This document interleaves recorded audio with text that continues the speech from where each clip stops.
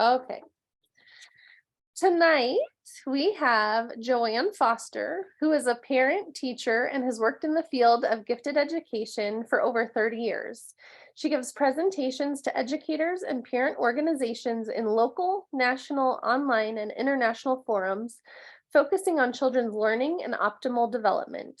Dr. Foster has written many award-winning books, including Bust Your Butts, 1T, Tips for Teens Who Procrastinate, which is a winner of an IBPA Benjamin Franklin Award.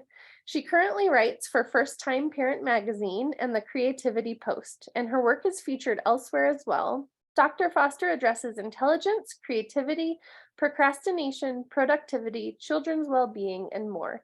And tonight, the title of her presentation, and I was thinking maybe I could benefit from this presentation tonight too, Procrastination and Gifted Learners. So if you all can help me welcome Dr. Joanne Foster here with us tonight. We're excited to have you and learn more about what you have for us tonight. Will I unmute? Yep, there you go. You're all good. All good to go. All right. Thank you so much. That was a lovely introduction, and it's really a pleasure to be here. I'm just going to move this out of the way here, and whoops, just a second. And 1 sec. And we're good. All right. So I want to thank everybody who is with me this evening, and it's a pleasure. I've been to Colorado. You have a beautiful state, and I hope to come back one day. I'll be talking tonight about procrastination and gifted learners. You can see the various books that I've written, and you'll also see my contact information on this page. So if you feel that you have questions, you want to reach out and contact me, you just want to find something else out beyond what I'm discussing, feel free. You can go to joannefoster.ca. The CA is actually for Canada. I'm Canadian, and most of my work is in Canada, although I do speak internationally and so forth, as was just mentioned. I also have a very broad resource page filled with articles, presentations, slides, you name it, it's there. So I invite you to visit my website at your leisure and find out even more, because what I'll be talking about tonight is really just tip of the iceberg when it comes to procrastination and gifted learners. So let's get started. What I'm going to do is, okay, this is not flipping here for some reason. Just a second. Hold on, I just got something, applications, something weird, unexpected error has occurred. This is not good. Oh, there we go. All right. Woo.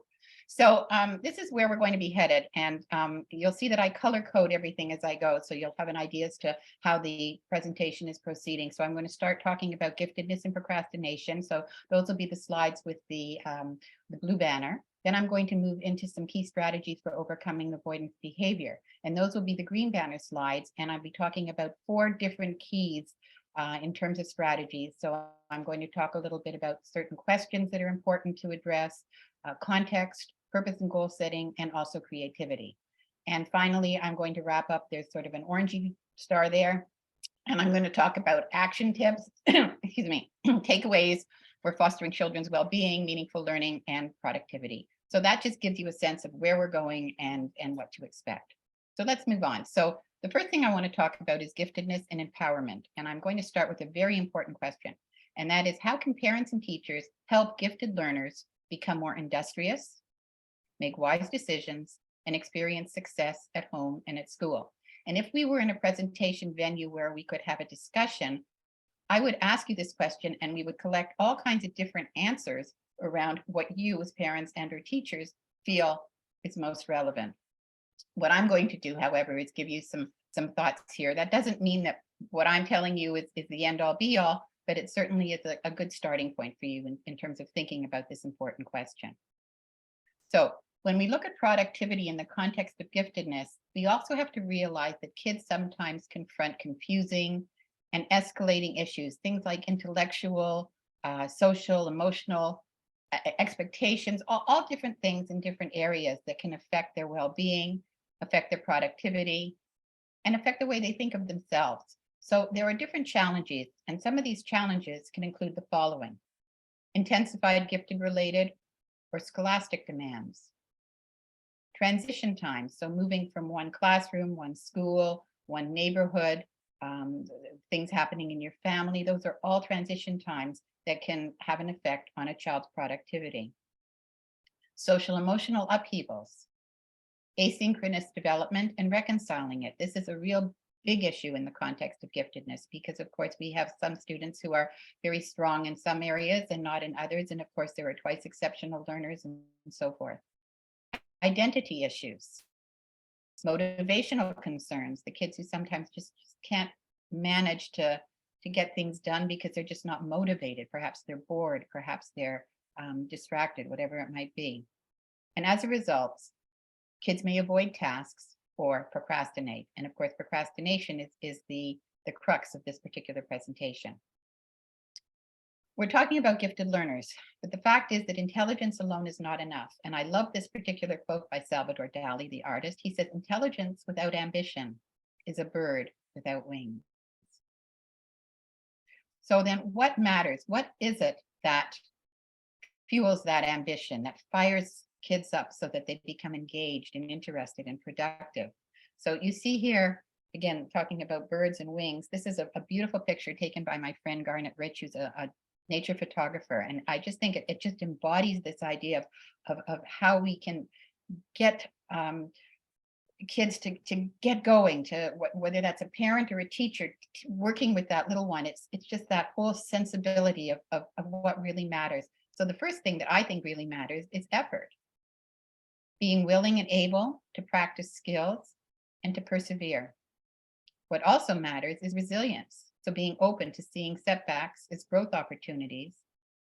And the third point that matters, and again, if we were in a room, I would say, can you guess number 3?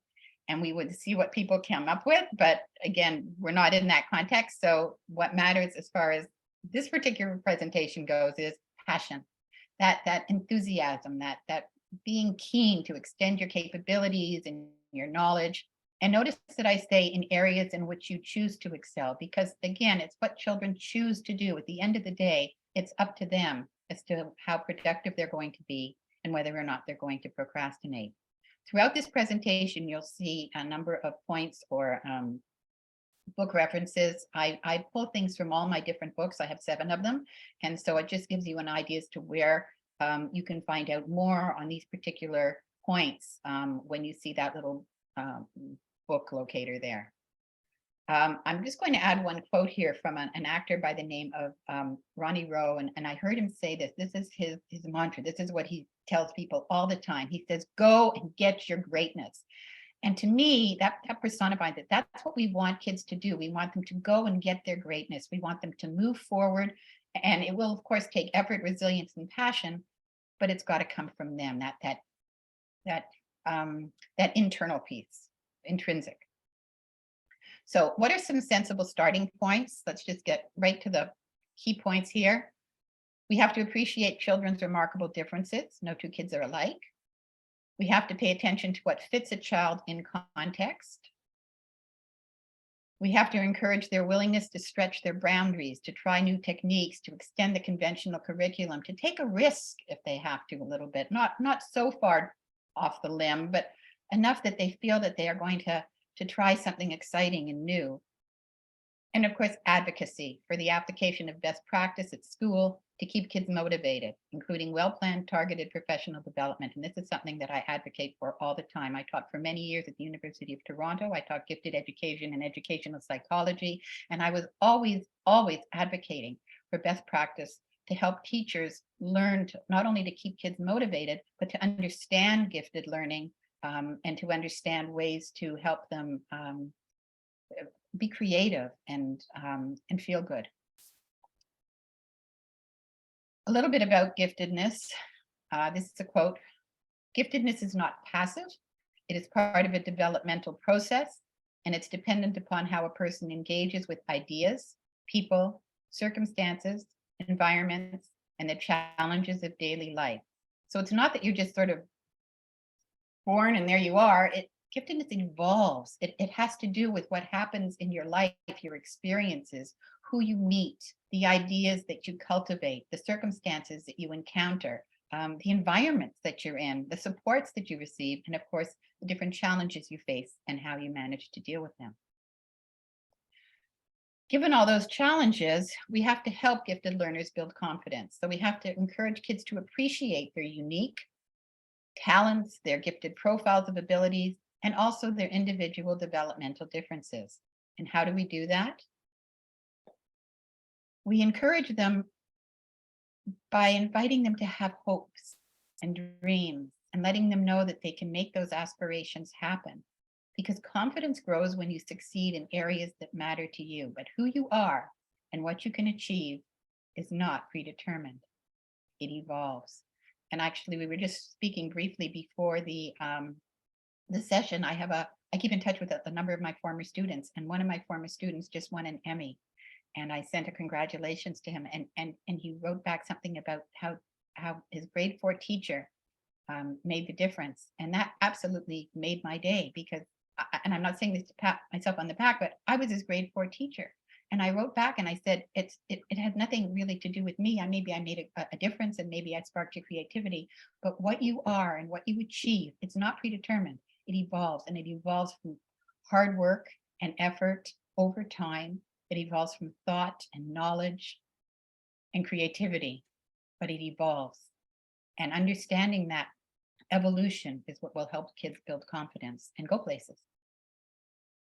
So that's an individual choice. Each person decides what they're going to strive for, what they're going to settle on, what they're going to delay, and what they're going to avoid. So let's talk about the avoidance piece, the procrastination piece, and some of the realities and some of the ways that kids think. So here are some things that I hear a lot. Okay, kids might say there's no point, it's way too easy. I want to set my own rules and timelines. I have to prioritize whatever it is, it can wait. I want to think more carefully about this before I do anything. What's the rush? There's still time till it's due. I just don't want to do it. I don't feel like doing it. You can't make me do it. I'll do it tomorrow. I've got better things to do. These are just some of the things that kids say. These are excuses or rationales. But, if you're honest, I'm sure you've heard them. And if you're really honest, you may yourself have said them. So we all procrastinate. However, some highly capable kids need help developing what is called volition. These are skills of will. So it's not just a matter of making excuses. Sometimes there are actual skills involved that kids feel that they don't have. And so in learning to take responsibility for their choices, consequences, actions, and outcomes, we may need to help them a little bit in terms of developing that volition. Procrastination is no secret. Like caution, hesitation, and indecision, it's a slice of life. It's out there, so we might as well just face it. What we also need to face is that we need to help kids sometimes. So here are 3 basic remedies. The first is help kids learn to adapt. So learning from their past experience, what it is they can do, what it is they need to build upon. Help them understand that motivation develops step by step. So one step at a time. If that's all you can do, one little step followed by another, that's okay. That's the way things start. And those steps will vary across time domains and situations in terms of what's comfortable for any given child. And the third basic remedy is that we have to help kids realize the power that exists when they expand their skills and their range of knowledge. So we have to encourage them to find opportunities for further learning and encourage them to feel positive about their accomplishments. All of this requires awareness, it requires willingness, and it requires work. So that's where we as adults, as advocates, as guides, as cheerleaders come into the picture. So let me tell you a little bit about procrastination resources. These 2 books that we mentioned earlier are certainly there at your disposal, and the resources on my webpage as well. But think for a minute about what it is that you and your kids, whether your kids are your own kids or your students, what you need to find out. You have to find out what procrastination is, like really understand what it is. Determine who procrastinates, when, where, how, and why, and then figure out what to do about it. So there's a bit of an agenda there that when you go to various procrastination resources or you think further about what I'm going to discuss tonight, these are things that you can maybe expand upon and really sift through. So procrastination in brief, it's common, it's misunderstood. It's often based on your emotions, how you're feeling on a particular day. You know, if you're angry, if you're sad, if you're distressed, if you're doubtful, whatever it might be. And procrastination can be a coping strategy, a way to put things off so that you don't have to deal with them. It's a voluntary delay of intended action. And sometimes it involves task substitution. So there's a reluctance to do one thing. So instead you'll do another, but in the meantime, you're avoiding something. Procrastination is related to several things. It's related to the way you behave. It's related to your past habits, your experience, your work habits as well, feelings, which I've mentioned, whether or not you can prioritize things effectively, and also your health and well-being, because sometimes if you're too tired or you're too hungry, or you haven't exercised and you're just feeling low, that can affect whether or not you're going to be inclined to do something. That affects your well-being. And if you're not feeling well, you're going to be less inclined to be industrious and productive. What does procrastination look like? Well, you figure, okay, I'm going to put things off and that'll be it. Well, maybe yes and maybe no. Procrastination is intentional. Kids who procrastinate might delay, defer, or postpone tasks or activities. Okay, but they might also make excuses, or they might withdraw, or they might fuss, or whine, or they might prolong doing one thing that they really enjoy doing to avoid having to do another. So these behaviors may occur at home, at school, or elsewhere, and they can happen at any age. They can be seen by infants, toddlers, older children, teens, continue right into adulthood. Anybody can be a procrastinator. Are there benefits to procrastination? Yes. First of all, it allows more time to plan things out, and it enables you to pay attention to detail. So people will say, oh, I'm not going to do this yet. I really have to think about it very hard and plan it out, and I want to be really detailed about it. Procrastination is also a means to an end. It's a way to stop and acquire resources, spend quality time with family or friends, do something else that you really enjoy doing. And there's really nothing wrong with that. We want to enjoy life. And another benefit to procrastination is that it's a door that can lead to reflection and creativity. You stop, you pause, you just put everything aside and you think and you let your ideas bubble along. And that it could be intentional in the sense that it's not really procrastination. That may in fact be productive. All right then, so why is procrastination problematic? Why does everybody make such a fuss about it? If there are benefits to it, what's the big deal? Well, first of all, if you put things off, you're short-circuiting your productivity. When kids procrastinate and they don't do their homework or they don't do their assignments, whatever it might be, it obstructs their learning. They can't move forward because they haven't got a grasp on what it is that they already need to know to build upon. Procrastination can be stressful. If someone keeps thinking, I've got to do this, I've got to do this, I haven't done it, it's building up, it's taking so long, that can cause anxiety. It interferes with skill building and with creativity. Procrastination can also affect your self-esteem. Some people think less of themselves because they don't seem to be able to get things done the way they might like to.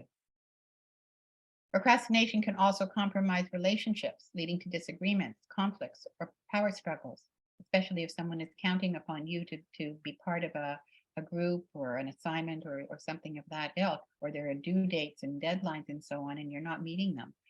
That can be difficult because there are other people who might be affected. There are consequences.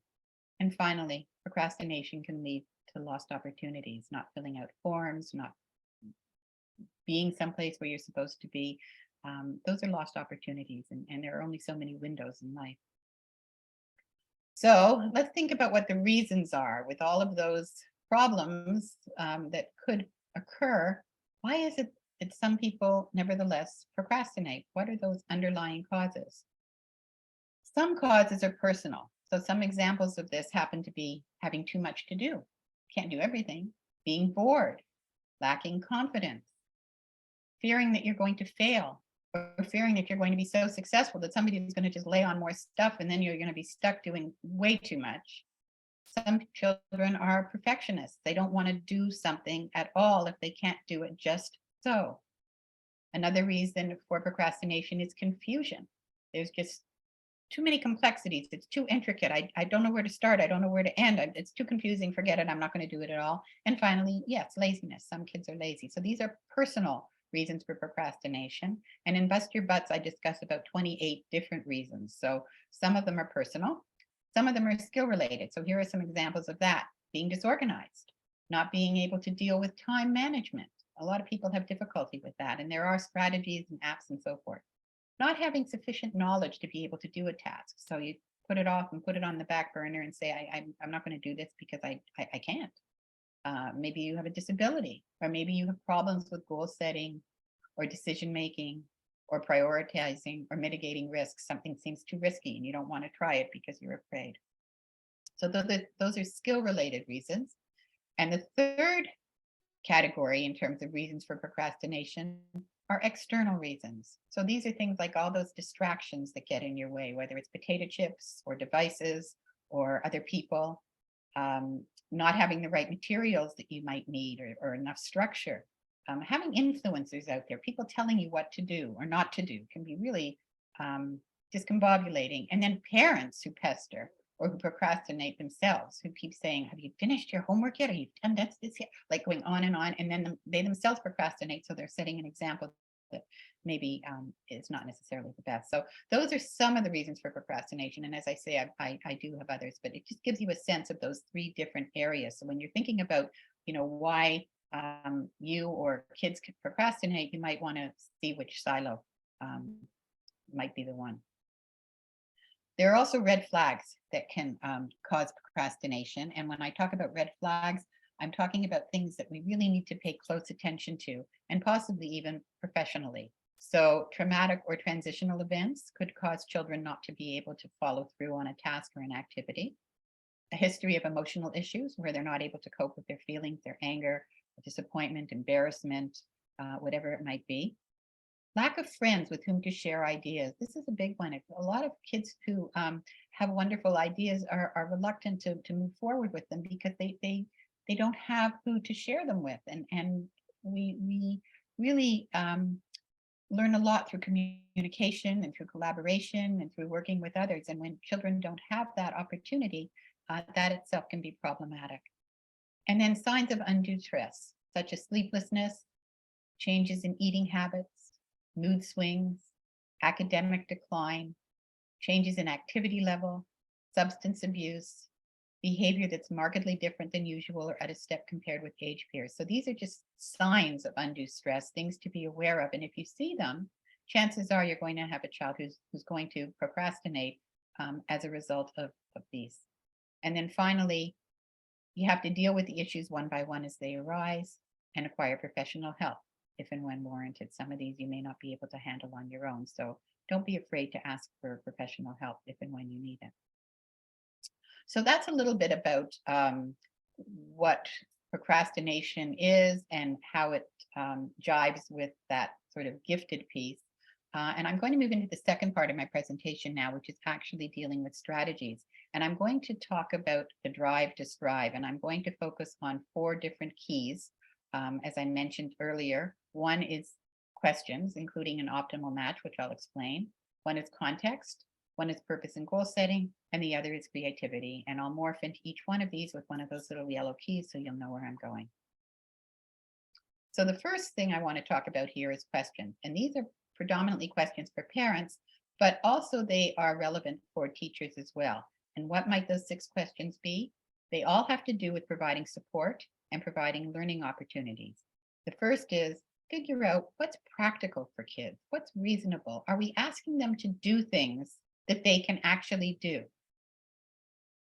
Are the expectations that we're putting forth negotiable? Is there any wiggle room? Can children be involved in setting those expectations? What fits your particular family dynamic? Are the demands fitting? Do they fit with your time schedule, with what's going on in your family at any given point in time? Are they realistic from that point of view? What motivates your child's mind, their body, their spirit? What makes them tick? What makes them feel that, this is a worthwhile learning opportunity? What compromises may be necessary? Do you have to back down a little bit? Do you have to provide extra support or reinforcement or praise or encouragement? Do you have to perhaps, is there a monetary factor involved? Is there transportation involved? What if your child wants to learn the harp or wants to learn rowing or wants to take up horseback riding, or like what compromises might be necessary for you in order to enable your child to be their best self? And finally, what learning experiences align well with your child's particular learning needs? And this is something we call an optimal match. Donna Matthews and I write extensively about this in our last book, which is the third edition of Being Smart, called Being Smart About Gifted Learning. And we talk about the optimal match as being that alignment, the way in which we provide learning opportunities that are properly suited to a child's abilities and interests in different domains. So in terms of value attribution, which is the value of a task, what is it that actually spurs engagement? The thing that spurs engagement is appropriate challenge, not too easy, not too hard, but at that level where they feel that they can be comfortable and yet still excel and move forward. An optimal match approach aligns learning opportunities with individual interests, needs, and capabilities in different domains and over time. So if you look at that picture, he's reading a book, could be about anything. It's whatever his interests are, whatever he needs to know more about, whatever he needs to build upon from his capabilities that he already has, because we build upon the knowledge that we already have acquired. Albert Einstein said the value of achievement lies in the achieving. So here we have a child that is reading. For someone else, the value of achievement might be having to do with arts or athleticism or technology or music or literature. But the value of achievement lies in the achieving. It's what they feel is gratifying to them. Sometimes what's needed is higher expectations, requirements of hard work and real responsibilities, which provide opportunities to learn the value of sustained periods of engaged time and task commitment. So you see here, this young boy, he's just totally immersed in that book. And we could set bars high for kids. That's okay to set high expectations, especially for gifted learners. But we have to make sure that kids understand that if we're going to set high expectations or co-create high expectations, that there will be work involved, there will be effort required, that volition that I talked about earlier, and the opportunity that they're going to have the time and space that they'll require in order to complete whatever the task might be. So let's look at some questions about tasks, things to consider when you're putting together a task, either with or without the child, whether it's something that you're co-creating or something that you are assigning. So is it open-ended? Is it multidimensional? Is it achievable? In other words, can they actually do it at a suitable pace if they try? Is it significant? Is it relevant? Do they feel safe asking for help, or do they have to go it alone? Are children's perspectives, opinions, and different skills actually valued in the doing of this particular task? And is there opportunity for new or abstract ideas to connect to what's already familiar or concrete? In other words, building from what's known. Additional questions? Is choice involved? The most important thing I think we can offer kids is choice, the opportunity to select what it is they want to learn within, of course, the parameters of what they need to learn. Is creativity encouraged? I'm going to talk more about creativity in a little bit. Are there elements of surprise or wonder? Do you pique their curiosity? Do problems and questions challenge high levels of mastery? Are there opportunities for active participation, such as exploration and hands-on activities and experimentation and links to what it is that they want to know more about? And finally, is there enthusiasm within the learning environment, or is it just a blank, boring space? So that environment makes all the difference as well. So those are some of the questions to think about when you're putting together tasks. I'm going to move into context because we just talked about environment, and learning is an experiential process. It occurs within a context or a particular environment. And you should know that any kind of change or any kind of flexibility can influence whether a child will have success or feel confident within that context. So we need to be careful when we think about change and flexibility. Meeting diverse learning needs involves ongoing assessment, so paying attention to that change in flexibility or whatever it is that's in flux, and then providing a range of different learning options that will suit the child. So what does a motivating context look like? What does a motivating learning environment look like? One where kids won't procrastinate, but will feel excited about doing things. For some kids, it might be working independently. For others, it might be a collaborative environment. For some kids, they like lots of structure, whereas others say, no, no, no, no, no, I just need to free flow it. I need to do it whatever way I want. Some children require a lot of support along the way. Some kids require stability. It has to be a familiar place. And some kids want differentiation. And then, of course, respect, choice, and fairness. And with the star there, it says joy, relevance, and creativity, which are key. And for some reason, the quote came up fast, but nevertheless, here it is. Encourage your child to get out and explore, to exercise body and mind, to find something new to learn, and then, and then really learn it, to be a maverick, to ask questions, to be persistent, and to enjoy the process. So if you take a look at that, you want them to get out there, you want them to explore, you want them to trailblaze and find new horizons, to be a maverick. You want them to engage in inquiry, to use their curiosity, to persist, and most of all, that whole joy piece, to the joy of learning. And what contributes to motivating context? Well, there are two simple but all important factors. And again, if we were in a room, I would say, what do you think they are? And we would do a bit of a guessing game and we would see what people come up with. But I'll tell you my two. It doesn't mean that they're your two, but that's okay, as well as whatever. Two simple but all important factors are challenge and manageability together. So in tandem, both of them. So it has to be challenging enough to be interesting, but manageable enough to do. And finally, authentically meaningful. It needs to be significantly relevant to the child. There has to be a reason for doing it. Otherwise, they're going to put it off and say, I don't want to do this. There's no point. It doesn't mean anything to me. So it might be in sports, it might be chess, it might be drama, it might be painting, it might be writing, technology, whatever it might be. As long as it's something authentically meaningful to them and it's appropriately challenging and manageable, you're off to the races. You're good. However, there can also be a lot of distractions out there. So pay attention to what they are. Pay attention to what you can tolerate. So you might be able to handle, potato chips on the counter, but maybe not if you're in the same room. And what can you ignore? Do you have trouble with dogs barking, music, lights? What are those people talking?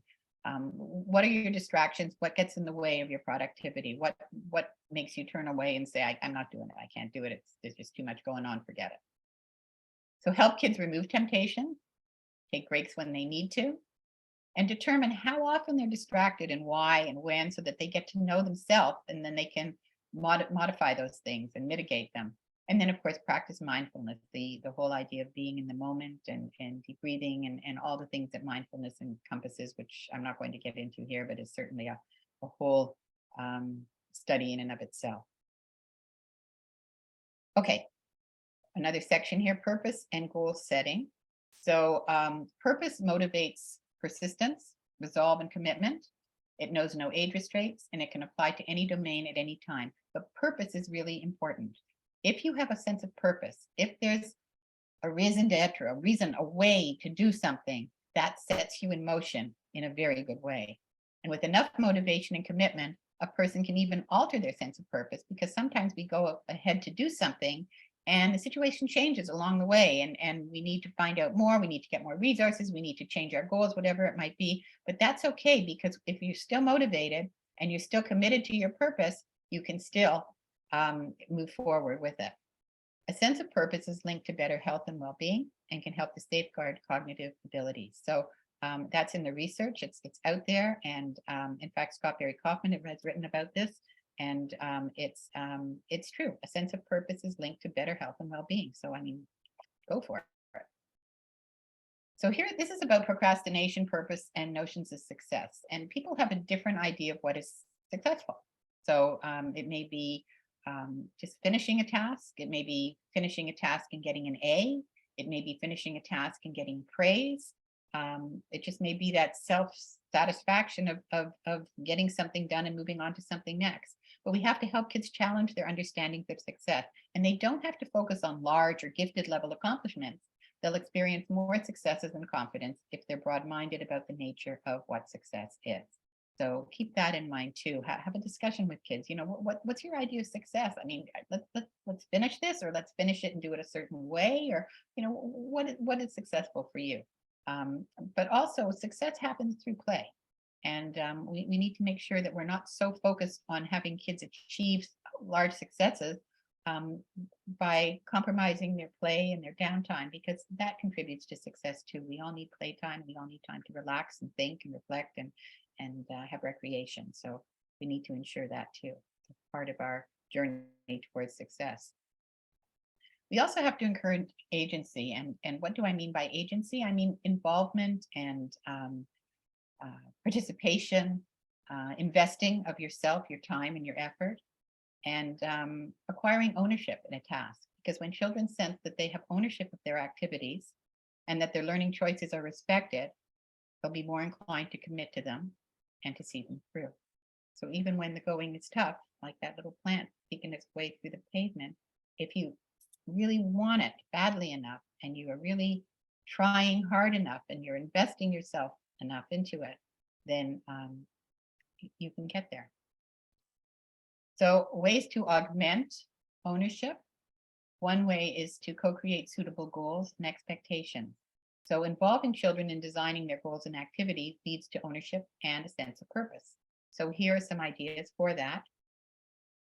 Enable kids to help set short, medium, and long haul expectations, but do so with an eye towards the following: their capabilities, how busy they are, like how many things they've got going on in life, extracurricularly, in the family, whatever. Pay attention to their feelings. Pay attention to their attitudes about doing things. Do they tend to be lazy? Do they tend to do things better in the morning, at night, or whenever? What does past experience tell you about the way they set goals or manage to achieve goals? What's their resilience like? What happens when they make a mistake or they see a setback? How do they handle those things? What is their confidence level? Do they have self-doubts? What sort of supports are in place? And how much effort are they willing to put forth? So yes, they can help set those goals, but when they are setting them with you, help them pay attention to all of these things: capabilities, busyness, feelings, attitudes, experience, resilience, confidence, supports, and effort. That's a whole long list. So each one of those is, again, tip of the iceberg and would require more strategies and more discussion if we had more time. There's a bit of a dilemma here. Sometimes when we set goals, it's too high, sometimes it could be too low. So, you know, finding that sweet spot, it's a bit of a touch and go situation. So the simple act of assigning a challenging goal can raise a child's confidence because it communicates an expectation and a confidence that the individual has the ability to accomplish the task. So it's a good idea to set a goal high, especially for gifted learners. If you think they can make it, give them that goal. Let them try and work towards it with an eye that, of course, you'll give them the support or the resources or whatever it might be along the way, flexibility and negotiation and so forth. Keep the bar high while providing that support and guidance. And be sure to review goals often to keep focused and adjust effort or strategy. And the best kinds of goals are fair, fitting, and flexible. So that means that they're aligned with the particular child's level of readiness in whatever subject area or area of interest it might be. And it has to be aligned with where they feel strength and where they feel less inclined to be strong. So pay attention to not only their interests, but also areas of strength and weakness. Goals should be clear, so not overly confusing. They should be realistic. They should be reachable or attainable in a reasonable time frame. And they should be inspiring. They should enable the child to build upon their ideas and build upon their creativity as well. And that brings us to our fourth area of strategies, and this is creativity. And creativity is really empowering, and it can actually help to eliminate procrastination. And when you encourage children to believe in their capabilities, to ask questions, to be playful, this spurs their imagination. And using the imagination is worthwhile, it's wonderful, and it gets them moving, it gets them excited. So I have to tell you that I write a lot about creativity. I have over 80 articles on creativity at the Creativity Post, which you can see for yourself at creativitypost.com. And many of them are actually on my website as well. You can just go to the resource page and you'll see a whole bunch. And I write about everything from hope to tenacity to creativity through music, confusion, decision making, all these different things that play into our creative sides. And so again, I encourage you, and that particular quote is from one article on ways to support kids' intelligence and creativity, again at the creativitypost.com. So here are some examples of some of the articles that I've written. Again, there's like over 80. So embracing uncertainty, creativity and special needs learners, explaining creativity to kids, nature, pride, reading, finding the joy, crafts, all of this. So you can just have a field day and take a look at my website, or and that should say joannefoster.ca at the bottom. There's a typo there. So, and here are some tips for fostering children's creativity: flexible tasks, learning to see errors and obstacles as opportunities, providing options for both independence and collaboration, providing time for kids to listen, to reflect, to focus and refocus, making sure that their ideas and questions are welcome, opportunities to work with varied materials under different conditions. So if they want to work with wood or wax or wire or feathers or numbers or technology or whatever it might be, and at different places and with different people. And finally, where courage and reasonable risk taking is reinforced. So think back to that picture where I had that duck with the baby duck, and just fly, go, do, take that shot. And why creativity is important? Well, there are many reasons, but I just want to give you three here. And any of these feed into procrastination. If you have resolve, you won't procrastinate. If you think positively about something, you're less likely to procrastinate. And if you're feeling productive, you're less likely to procrastinate. So this is why creativity is important. It's a conduit for solving problems. So it applies to assignments, chores, challenges, whatever you need to resolve to do, feel positive about, or be productive around. Creativity makes things more fun. So you can add music, art, games, or drama to any task and make it more interesting and more likely to be tackled. And finally, creativity sharpens inquiry and thinking skills. So by asking questions, we build connections, we build knowledge, we build engagement, and there's less likelihood of procrastination. And creativity is a choice. You can either choose to be creative or not. You can, or you won't. It's totally up to you. And procrastination is a choice too. So, you have to help kids think creatively about how to make a situation, activity, or environment more appealing, interesting, or better for learning. And talk about this. Talk about everyday situations. What would make it better? What would make it more creative and more interesting and more imaginative and appealing for a child to do any particular task or activity, so that instead of saying I won't, they'll say I can and I will. So I'm going to wrap up. I'm going to give you 4 takeaways. And for each one of my takeaways, I'm also going to give you some suggestions. And before I do that, I just want you to think back upon some of the points I've already discussed. I don't know what resonates most for you, because you're all out there and you're all different people and you have different family constellations and dynamics and so forth. So you have to think about your own set of family circumstances and your own family's concerns in relation to procrastination, and then apply what matters most to you. But I'm going to give you some takeaways that certainly are broad-based enough to apply. So the first takeaway is encouragement. And the way to encourage is to nurture challenge, creativity, determination, effort, and resourcefulness, and do it step by step. So what you see here is a reiteration of what I talked about earlier. I also say that in terms of encouragement, We need to offer opportunities so that children feel that purpose I discussed and that sense of satisfaction and accomplishment from doing something and completing it and feeling good about oneself in the process. So that journey. And then providing the reinforcement and timely feedback and genuine praise. And I'm not talking about general praise like, oh, you're doing a good job. I'm talking about constructive feedback that's timely, that matters to the child and knows, and so they know that you're paying attention to what it is that they're doing, that they've done it in the time frame, they've used interesting materials, whatever it might be that enables you to show them that you're paying attention and you can maybe help them get to the next level. Suggestions for providing encouragement. Here are several. Listen carefully and inquire intelligently. Be attentive to children's difficulties, whatever it might be causing them to pause or have issues along the way, like that little guy with all those pieces coming out of that box that you see in the picture. Tackle one concern at a time, because if you try to do too much at once, it gets befuddling. I like that word. Pick a suitable time and place to have that encouragement offered, so you know that they hear you, that it's pertinent to what it is that they're doing. It doesn't get lost in translation. Focus on the positives, because that's something that will help them move forward. Help kids realize and accept their limitations. So if they get frustrated, help them along.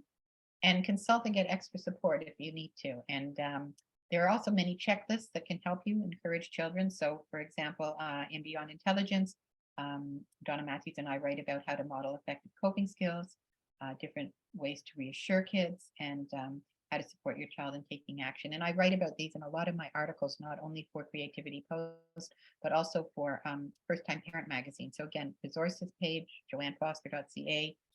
Lots of good stuff there, including information on any of these. So that's the first takeaway, has to do with encouragement. My second takeaway has to do with flexibility. So providing a combination of options for children to choose from time to time as circumstances dictate. The more options they have, the more confusing it may be, but chances are they're going to find something that they really want to do and that speaks to them. So honor their individual differences. Providing flexibility will foster high-level explorations. It invites self-selected learning experiences, so chances for children to choose what it is they want to do. Enables them to creatively integrate different interests and ideas and push them together and pull them apart and play with them and mess with them and have fun. Collaborate meaningfully with others, and also embrace challenge and change.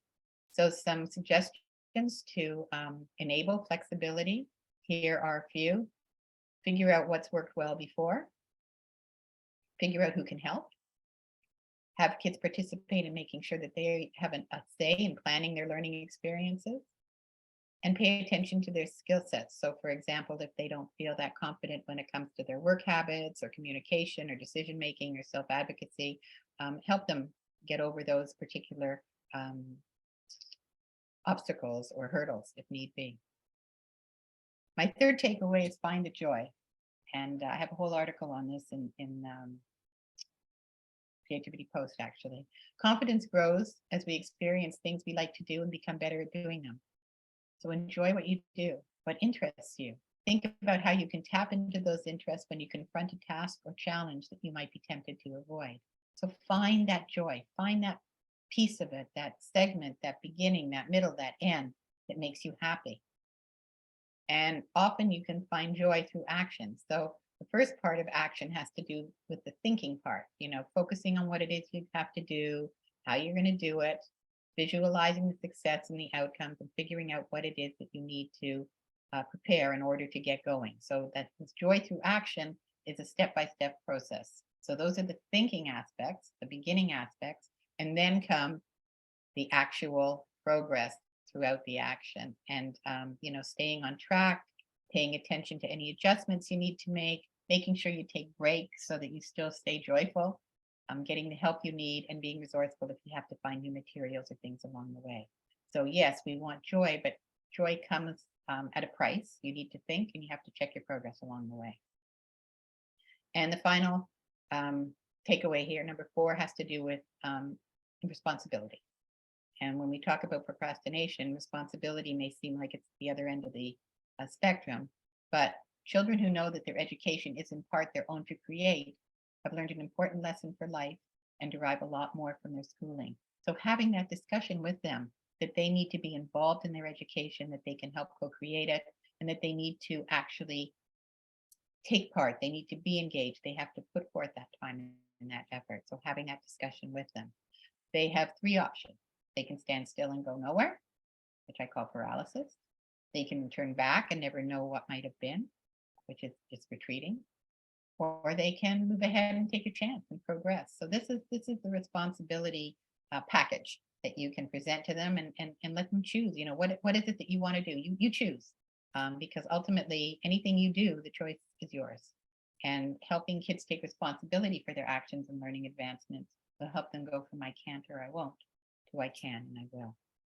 So I'm just going to wrap up with actually one last takeaway that has just some final tips, things that that are common sense. Common sense being things like making sure that you say please and thank you when you ask kids to do something, that you have sensible timeframes for tasks, that you ask questions that matter, that you don't get into a confrontation or a battle of wills.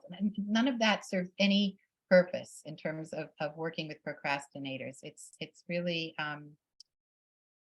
counterproductive.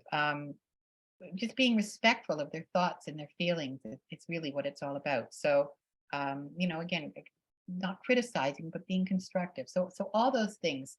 But here, reinforce effort, persistence, and resilience. Provide choice. Make sure you pay attention to their domain specific abilities and interests, so that optimal match. Building connections so that you can support them and share ideas and network. And finally, the patience, because often we have setbacks in our forward journeys, and that's just part of life whenever we play, whenever we explore, whenever we try to move forward. So my last words for parents, and I guess for teachers too, but weave a circle of trust, understanding, fulfillment, and growth, because that's the way you're going to help children build their strengths and meet their challenges. And once you get them building upon their strengths and meeting their challenges, you'll find that they'll be less likely to procrastinate. So basically we did it. We talked about giftedness and procrastination. I gave you some ideas around a drive to strive. So we talked about questions, context, purpose, and goal setting and creativity, and a number of takeaways to sort of tie it all together, and with sort of a reiteration of some of the points. So again, I encourage you to go to my resources page at joannefoster.ca. Contact me if you like, and have a look at some of my materials. And thank you for inviting me. It was nice chatting. Thank you, Joanne. That was lovely and so much good information. I know that there are lots of quotes and nuggets that I was trying to write down frantically, but I know I'm gonna go back and relook at, because I think there was just so much wisdom in some of the information that you offered tonight. I think my biggest takeaway, and I don't see any questions in our chat tonight, and we've had a lot of people joining us in and out over the last hour. But I was just thinking, I think my biggest takeaway from being with you tonight is just that idea that we want to create purpose and ownership for our children and students. That idea of the quote, "Go get your greatness," or giftedness is not passive, that sometimes in education we create these environments where our students come and they sit and get, and they're not an active participant in what's happening. And I think that that's so powerful for all students, but particularly our gifted students, because they see the system itself and want to challenge it. And when they are tasked with things that are meaningless to them, they're not going to participate. And there's Right. no one answer for every student in every situation. It's unique, and you have to know why they're making the choices they are. But that idea of inviting them into the decision making, and that not making a choice is a choice, or making a choice, but you're part of what's happening and co-creating that environment. I thought that was really powerful. Thank you. And yes, that's pretty much the crux of it. But I think too that there are a lot of strategies. There's a lot of thought that has to go into parenting, has to go into teaching. And what we want to do is enable, we want to empower kids to take responsibility for themselves in ways that make them feel like they can do everything they want to do and more, Mhm. and not set limits for them. Yes. So all of that is certainly, it's doable.